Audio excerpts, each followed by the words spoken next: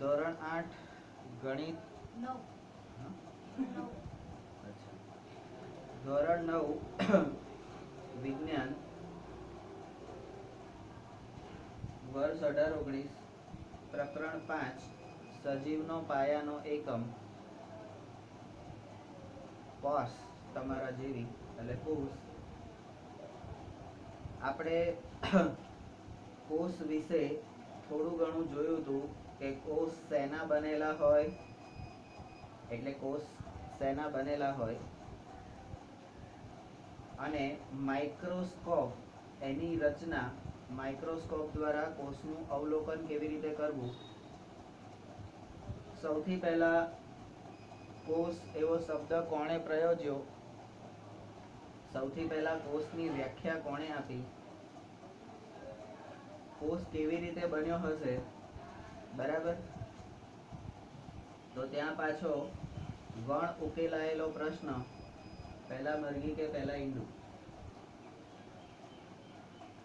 પણ હિન્દુ ધર્મશાસ્ત્રોમાં એનો ઉકેલ છે જ કે ભગવાન મનુસ્મૃતિએ ડાયરેક્ટ માણસનો જ સર્જન કર્યું, બરાબર. આપણે કોઈ આદમ અને ઈવ એના સંતાનો નથી, બરાબર, કે જે સ્વર્ગમાંથી પૃથ્વી પર ઉતરી આવ્યા હતા, એવું નથી. આપણે ભગવાન મનુસ્મૃતિ અને દેવી માતા રતિ એના સંતાનો છે, બરાબર છે. તો પ્રશ્ન પાછો એવો થાય ને કે ભગવાન મનુસ્મૃતિનું સર્જન કોણે કર્યું?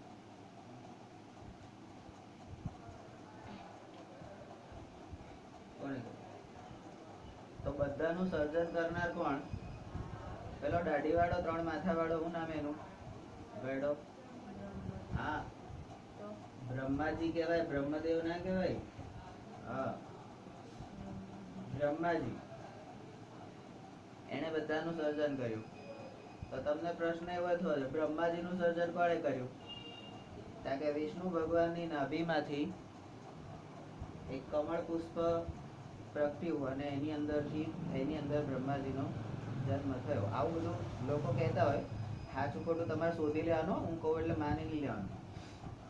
તો કે સારું, વિષ્ણુ ભગવાનનું સર્જન કોણે કર્યું? કારણ કે પેલો બાવો નહીં, કૈલાસમાં બેઠેલો પેલો જટાવાળો,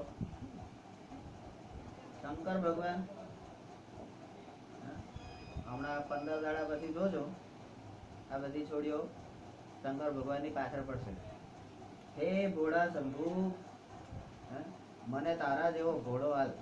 કેમ? તો કે રોજ ઉલ્લુ બનાવવા ચાલે ને. રોજ ઉલ્લુ બનાવવા ચાલે ને, એટલે આપણે બહુ ભોળા રહેવું જોઈએ. તો પાછો પ્રશ્ન એવો થાય, શંકર ભગવાનની ઉત્પત્તિ કેવી રીતે થઈ? શંકર ભગવાનનું એને કોણે પેદા કર્યા? તો શાસ્ત્રોમાં એવું કીધેલું છે, શંકર ભગવાન એ સ્વયંભૂ દેવ છે, પોતાની જાતે પ્રગટ થયેલા છે, બરાબર. હવે એનાથી ઉપર તો મને ખબર નથી કે ભાઈ કેવી રીતે જાતે પ્રગટ થાય, એવું બધું આપણને કઈ ખબર નહીં. બેઝિકલી અમે જૂના જમાના બ્રાહ્મણો હતા, પણ અમારી જનોઈ અમે કૂતરાને પહેરાવી દીધી એટલે અમે પાણિયા થઈ ગયા, બરાબર છે. એની કથા પછી ક્યારેક કહીશું. અત્યારે આપણે કોષની કથા કરીએ છીએ કે કોષ જે છે, જીવંત કોષ, એ શેનો બનેલો છે? તો એની અંદર કઈ ને કઈ તત્વો છે. એમાં પ્રાણી કોષ અને વનસ્પતિ કોષ એવા 2 પ્રકારના કોષો છે. કોષોમાં એક કોષ કેન્દ્રી કોષો અને બહુકોષ કેન્દ્રી કોષો એવા પણ છે. એક કોષીય સજીવો છે અને બહુકોષીય સજીવો છે. દરેક કોષનું પોતાનું અલગ અલગ કાર્ય છે અને કાર્યની દ્રષ્ટિએ પણ કોષના અલગ અલગ પ્રકાર પડે છે. આ બધી વસ્તુ આપણે જોઈ ગયા અત્યાર સુધીમાં. હવે તમને 5.2 માં કોષ શાનો બનેલો છે, કોષનું બંધારણીય આયોજન શું? આપણા શરીરની વાત કરીએ તો આપણું શરીર શેનું બનેલું છે? તો કે આપણું શરીર કોષોનું બનેલું છે, કોષોમાંથી પેશીઓનું બનેલું છે, પેશીઓમાંથી અંગોનું બનેલું છે, અંગો એટલે અંગિકાઓ બનેલી છે, અંગિકાઓમાંથી અંગો બને છે, અંગો ભેગા થઈને તંત્ર બને છે અને તંત્રો ભેગા થઈને એક માનવ શરીર પેદા થાય છે. આપણા શરીરમાં જુદા જુદા તંત્રો છે. આપણે ઉપરના પેરેગ્રાફમાં જોઈ ગયા છે કે ભાઈ હૃદય એટલે રુધિરાભિસરણ તંત્ર, હાડકા તો અસ્થિતંત્ર, મગજ તો ચેતાતંત્ર, હોજરી તો પાચન તંત્ર, બરાબર, કિડની તો ઉત્સર્જન તંત્ર અને શરીરમાં લોહીની નળીઓ પાઇપલાઇન બધી તો પરિવહન તંત્ર. આવા જુદા જુદા તંત્રો, ફેફસા છે તો શ્વસન તંત્ર છે. તો આવા જુદા જુદા તંત્રોનું આપણું શરીર બનેલું છે, બરાબર છે. તો એવી રીતે જે કોષ છે એ કોષ શેનો બનેલો છે? કોઈ પણ વસ્તુ જ્યારે અસ્તિત્વમાં આવે છે ત્યારે એની પાછળ એની અંદર કંઈક એવું તત્વ હોય જે એનું બંધારણ બનાવે. આપણે 8મા ધોરણમાં કોઈ પદાર્થ ભણતા હતા તો એ પદાર્થમાં ઇલેક્ટ્રોન રચના ભણતા હતા. પદાર્થની અંદર પાયાના 3 ઘટકો કયા કયા હોતા હતા? તો કે પ્રોટોન, ન્યુટ્રોન અને ઇલેક્ટ્રોન. કોઈ પણ તત્વ કે કોઈ પણ પદાર્થ આ 3 વસ્તુનું બનેલું હોય, પ્રોટોન, ન્યુટ્રોન અને ઇલેક્ટ્રોન. ઇલેક્ટ્રોનની સંખ્યા કેટલી છે એના પ્રમાણે એનું વર્ગીકરણ કરવામાં આવશે, બરાબર છે. એ ધનભારિત છે, ઋણભારિત છે, એ બધું એના કારણે. તો એ ઇલેક્ટ્રોનની રચના. હવે કોષ જે છે તો કોષ પણ કોઈનો કંઈક તો વસ્તુનો બનેલો હશે, એમને તો કોઈ વસ્તુનું સર્જન થતું નથી ને. હા, તો કોષ શેનો બનેલો છે? અને કોષનું બંધારણીય આયોજન. તમે કોઈ મકાન બનાવો છો તો એ મકાનમાં પહેલા ડિઝાઇન તૈયાર કરો છો. મારા મકાનમાં મારે શું ફેસિલિટી જોઈએ? કોઈ એક મકાન હોય તો શું શું જોઈએ? કોઈ એક મકાન બનાવવું હોય તો તમારે શું જોઈએ? ભૂખડા માણસ બમણો પહેલા ભોજનની વ્યવસ્થા કરે, રસોડું, બરાબર. એનો જીવ કાયમ ખાવામાં જ હોય, આપણું ડોજું ભરેલું જોઈએ. એટલે રસોડું એ પ્રથમ જરૂરિયાત રસોડાની છે. પછી ખાધા પછી તરત હોઈ જવાનું, પેટ પર હાથ ફેરવીને ગોળ ગોળ.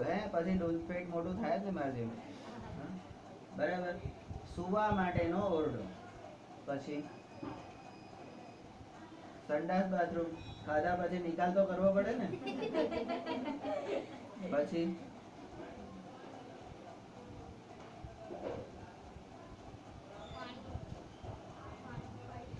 પાણીની જરૂરિયાત માટેની વ્યવસ્થા, બરાબર.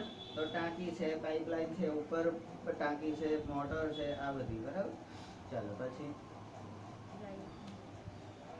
લાઇટની જીબી વાળા હાલે તો ને લાઇટની વ્યવસ્થા. તો એવી રીતે આપણા ઘરમાં આપણે એક ધારો કે એક રૂમનું ઘર છે આપણું, તો એક રૂમની અંદર આપણે એના ભાગ પાડીએ છીએ કે આ ખૂણામાં આ વસ્તુ જોઈશે, આ ખૂણામાં આ વસ્તુ જોઈશે, આ ખૂણામાં આ વસ્તુ. એમાં પાછા બમણો હવે તો પાછા પેલું વાસ્તુશાસ્ત્ર પ્રમાણે કે ભાઈ આ ખૂણામાં જ રસોડું જોઈએ, આ ખૂણામાં ના થાય તો કે કેમ? તો કે ઘરમાં આગ લાગે. અત્યાર સુધી આ ખૂણામાં હતું, ક્યારે આગ નથી લાગી, અને જેવું તમે પેલા ખૂણામાં કરો ને એટલે એ ખૂણામાં આગ લાગે. તમારી બનાવટમાં ભૂલ છે, પાછો પોતાની ભૂલ તો સ્વીકારે નહીં. પછી કેટલાક ઘરોમાં તમે જાઓ તો તમે પલંગ પર સૂઈ જાઓ, બરાબર. તો પલંગની જે દિશા હોય એ પ્રમાણે તમને શાંતિથી ઊંઘ આવી જાય. કેટલાક ઘરોમાં પલંગની દિશા જ એવી રીતે હોય કે તમે ગમે તેટલો ટ્રાય કરો ને આખી રાત તમને ઊંઘ ના આવે. તો જ્યાં દિશા બરાબર હોય ત્યાં તમને ઊંઘ આવે. આપણી પણ ઊંઘવાની, ખાવાની, પીવાની અમુક જગ્યાએ તમે બેસીને જમો અથવા અમુક પોઝિશનમાં બેસીને જમો. તમે તમારા પોતાના ઘરમાં ટ્રાય કરજો. તમે જે દિશામાં અત્યારે રેગ્યુલર બેસો છો એની વિરુદ્ધ અથવા તો બીજી કોઈ દિશામાં બેસવાનો પ્રયત્ન કરજો. સાથીઓ, યુનિક આઈડી નંબર લેવાય. હા, તમારા એલસી પર લખેલો તો છે. એક નહીં લખેલો. નહીં લખેલો. કોઈ સવાલ જ નથી.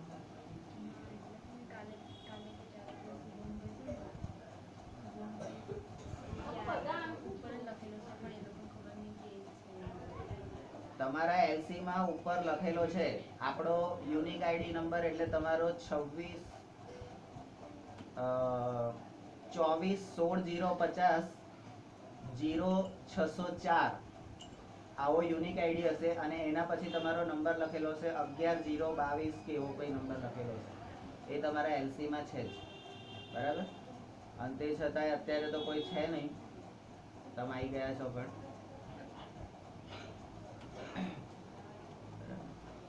અને તમને ખબર હોય તો ઉપર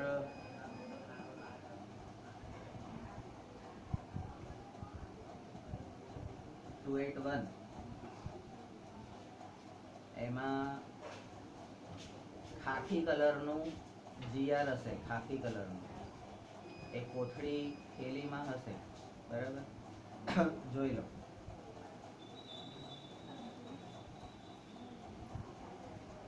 તો આપણને આવા બધા પ્રશ્નો થતા હોય છે. તમે એક પ્રયોગ માટે મેં કીધું એ પ્રમાણે તમે જે દિશામાં બેસીને જમો છો એની વિરુદ્ધ દિશામાં 1-2 દિવસ જમવા બેસો. તમને કદાચ પહેલી તો ખાવાની ઈચ્છા મરી જશે, અથવા તો જે ખાશો ને તોય તમને એવું લાગશે કે બહુ મજા ના આવી, આજે સંતોષ ના, બરાબર છે. તો આપણે કોઈ માણસ ઊંઘે છે તો આપણે ઊંઘીને ઉઠે પછી આપણે એને શું પૂછે છે? કોઈ નવો માણસ આપણા ઘરમાં આવે છે, મહેમાન, શું પૂછે છે? રાતે ઊંઘ બરાબર આવી હતી ને ભાઈ? કેમ પૂછે? તો એ પોઝિશન ઉપર આધાર છે, બરાબર છે. તો આ વસ્તુ ખાસ. તો અહીંયા કોષમાં પણ બંધારણ હોય છે. એમાં કઈ જગ્યા? તો કોષ કેન્દ્ર વચ્ચે હોય છે. આપણે આગળ ભણવામાં આવી ગયું છે પ્રાસ્તાવિકમાં. કોષ કેન્દ્ર હોય છે, કોષરસ પટલ હોય છે, કોષરસ ધણી હોય છે, ગોલનીકાય હોય છે, કણાભસૂત્ર હોય છે, બધા જુદા જુદા તત્વો કોષરસ હોય છે, બરાબર. તો what is a cell made up of? કોષ શેનો બનેલો છે અને what is the structural organization of the cell? તો કોષનું બંધારણીય આયોજન શું છે?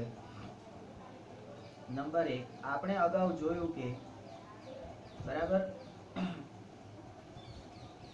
કોષ વિશિષ્ટ ઘટકો ધરાવે છે. કોષ જે છે વિશિષ્ટ ઘટકો ધરાવે છે અને આ વિશિષ્ટ ઘટકો જે છે એને અંગિકાઓ કહે છે. તો આ તમારી અહીંયા શું થઈ? અંગિકાની વ્યાખ્યા.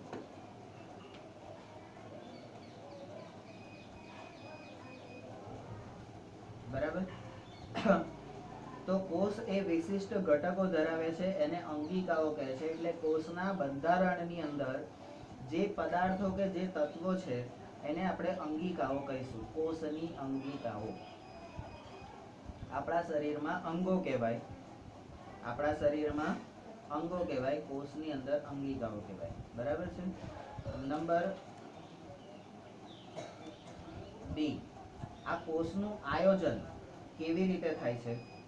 કોષનું આયોજન કેવી રીતે થાય છે? તો નંબર સી, જો આપણે કોષનો સૂક્ષ્મદર્શક યંત્ર, હવે આ સૂક્ષ્મદર્શક યંત્ર એટલે ગુજરાતીમાં કોઈને ખબર ના પડે તો હું અંગ્રેજીમાં લખી દઉં છું માઇક્રોસ્કોપ. કારણ કે હવે લોકો એવા છે કે અંગ્રેજી ખબર પડે, ગુજરાતી ખબર પડે નહીં. તો માઇક્રોસ્કોપ હેઠળ, સૂક્ષ્મદર્શક યંત્ર હેઠળ એનો અભ્યાસ કરીએ તો આપણને પ્રત્યેક કોષમાં, એટલે નંબર ડી, પ્રત્યેક કોષમાં મોટા ભાગે 3 લાક્ષણિકતાઓ જોવા મળે છે. એટલે કોષના બંધારણમાં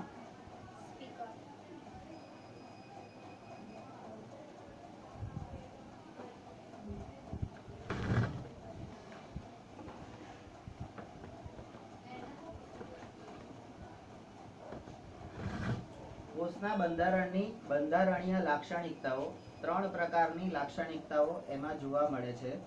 તો આ 3 પ્રકારની લાક્ષણિકતાઓ કઈ છે? તો ડી પછી ઈ આવશે, કોષ રસ પટલ. તો એમાં હું ઈ માં નંબર 1 આપું છું, કોષ રસ પટલ. નંબર 2 કોષ કેન્દ્ર અને નંબર 3 કોષ રસ. એટલે કોઈ પણ પ્રકારનો કોષ હોય, જનરલ સેન્સમાં દરેક કોષમાં બધી વસ્તુ હોતી નથી, પણ આ 3 વસ્તુ એ બધા જ કોષમાં જોવા મળે છે. એ કોષ વિકસિત હોય કે ના હોય, બરાબર છે. શું છે તો કોષ રસ પટલ એટલે આવરણ હોય છે, કારણ કે કુદરતે દરેક વસ્તુની બાજુમાં બહાર એને રક્ષણ કરવા માટે એને જરૂરી એવું આવરણ કુદરતે દરેકે દરેક વસ્તુને આપેલું છે. બરાબર. કોઈ પણ ફળ, કોઈ પણ ફૂલ, કોઈ પણ સજીવ કે કોઈ પણ અંગ તમારું આવરણ વગરનું નથી. બરાબર. કોક એમ થાય કે ગુરુજી આ આંખની આગળ કયું આવરણ છે? આંખમાં ગોદો મારવાનો ટ્રાય કરો તરત આવરણ આવી જશે. આંખમાં ગોદો મારવાનો ટ્રાય કરો તરત આવરણ આવી જશે. શું થાય છે? થઈ ગઈ બંધ. બરાબર છે. તો આ ત્રણ વસ્તુ બધા જ કોષમાં હોય. બરાબર. બીજું બધું કદાચ હોય ના હોય, વત્તા ઓછા અંશે એમના કાર્ય પ્રમાણે, પણ આટલી વસ્તુ તો હોય જ. બરાબર. તો કોષ કેન્દ્ર, કોઈ પણ વસ્તુ કેન્દ્ર સાથે જ્યાં સુધી જોડાયેલી હોય ત્યાં સુધી જ એનું અસ્તિત્વ છે. કેન્દ્રની બહાર ગયું એટલે એનું અસ્તિત્વ મટી જાય. બરાબર. ગતિના પ્રકરણમાં તમે આવું ભણ્યા હશો કે એક દોરી લંગસ્યુ આપણે બાંધીને ગોળ ગોળ ફેરવીએ છીએ, જ્યાં સુધી લંગસ્યુ આ કેન્દ્ર તમારા હાથ સાથે જોડાયેલી છે દોરી ત્યાં સુધી એ ફરશે.